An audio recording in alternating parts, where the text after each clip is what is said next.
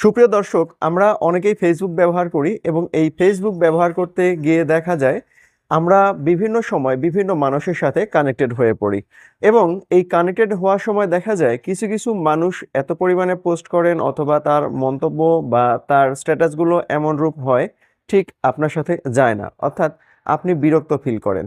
আপনি তাকে ব্লকও করে দিতে পারছেন না, কারণ ব্লক করে দিলে দেখা যাচ্ছে তার সাথে একটা বাস্তবের যে সম্পর্কটা আছে সেই সম্পর্ক ক্ষতিগ্রস্ত হতে পারে। এইসব কথা চিন্তা করে আপনি তার স্ট্যাটাসও পড়তে পছন্দ করেন না, আবার তাকে ব্লক করে দিতেও পারছেন না।